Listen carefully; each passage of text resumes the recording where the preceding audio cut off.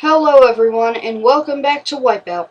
Now, before we move on to Stage 2, we would just like to say our last goodbyes to the three eliminated contestants. Pogo Pete, Rocket Chair Mason, and Helicopter Henry.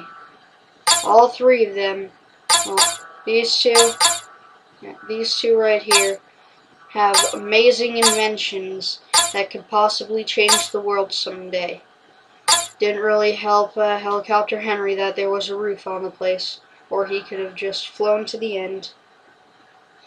But really, who knows what it would have happened.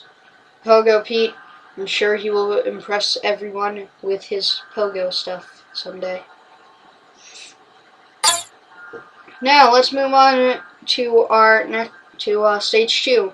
Our first contestant is Segway Steven, the one and only. Once again, he's a businessman, but the only one known in around that drives a Segway. Looks like this could already be the end of him. If he fails here, people, then that would just be horrible. Yeah. Looks like that's the end for Segway Steven. Can you believe one tiny little slip-up ends it for you? Now, moving on to our second contestant in Stage 2, Irresponsible Dad, once again with his son Timmy. So apparently after Irresponsible Mom told Irresponsible Dad and Timmy to ride a bike together, apparently she decided to ride a bike too, but with her daughter Julia. Looks like that's already the end for Irresponsible Dad too. So yeah, the punchers. They fought over it, did everything to decide who would be stuck taking the baby with them after Julia reminded them that they actually have baby Bob to worry about. And she was all worried because they were just forgetting about him and not even thinking about who would take care of him. And after a while, Irresponsible Dad just had a breakdown, and he was he just told his wife off.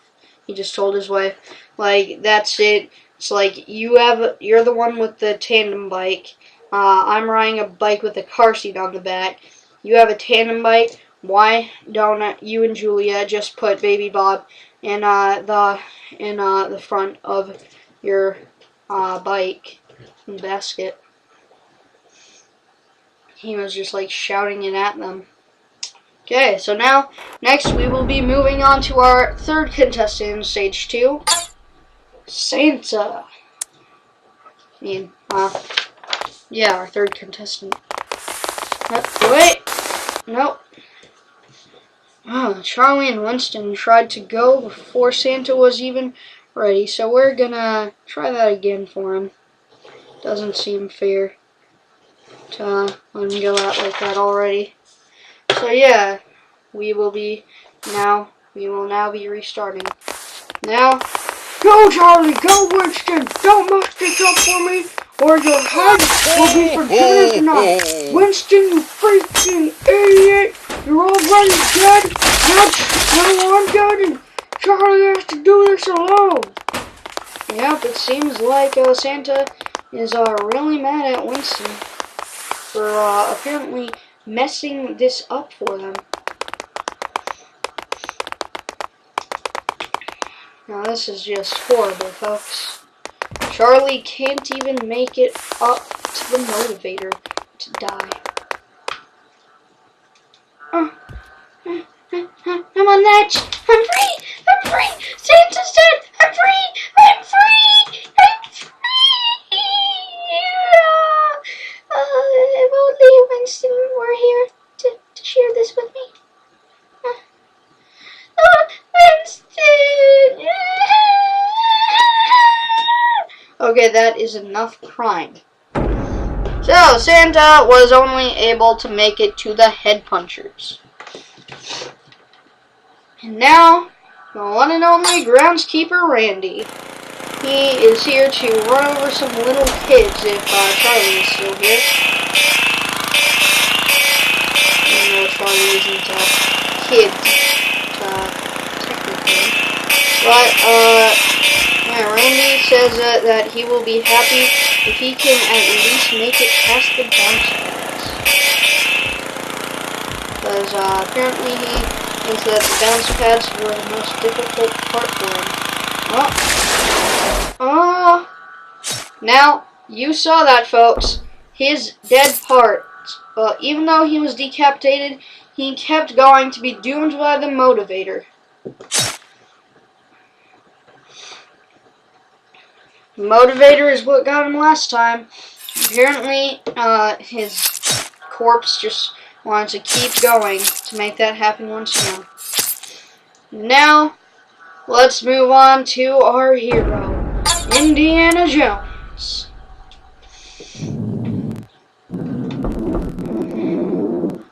So far, Randy has done the best in this round. He's the first one to make it to the motivator and die there. Now, Indiana Jones wishes to make it past the motivator and onto the big red balls. And he has done that. But can he make it to the final stage, people? Can he? And oh no! He couldn't win it, but he made it to the big red wrecking ball. So, we'll give him props for that. Last time, he got killed by the spikes of doom. Now, moving on to Moped Edward and his annoying ex-girlfriend as of 3 years ago, Charlene, who will not leave him alone and refuses to get off of his moped, so he has to drag her around everywhere he goes. She refuses to leave his side. Isn't that sad? 3 years now, and she hasn't moved on, and she actually thinks that they're still dating. You see, it's just horrible. See, she's just hugging his dead body that was killed by, officially, the head punchers. Now next, moving on to Grocery Store Brenda. Now folks, before I say anything else, I would like to remind you that she had a Fruity Pebble this morning, and after this round, it will be narrowed down to only the final 4 people. So, let's see how Greta will do without her Coca-Cola on the ground there. Sponsored by Coca-Cola. Yeah, it seems like she really is sponsored by that Coca-Cola. She wants to get, but she has knocked it down, so she's going to keep going now. Or at least try to. Yeah, according to her profile right here, she hates this contraption that she's using, but since she is obese, it's her only option. Well, and apparently it's her only option because she crushed everything else she sat on. She even has to sleep in it. Isn't that terrible? Maybe she should have decided to not be obese. Maybe she should have decided to not get decapitated, because now she has officially only made it to the conveyor belt. But that is pretty far.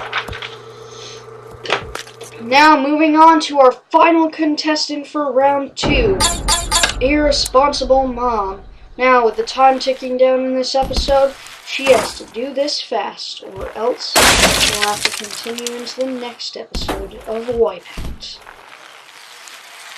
Okay, can she make it?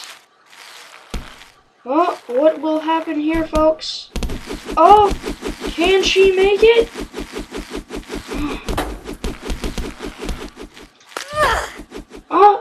Oh no, and she is doomed by the big red wrecking ball. Well, that's it for this episode. See you next time in round 3. Good night, everybody. This has been Wipeout. See you in round 3. Goodbye.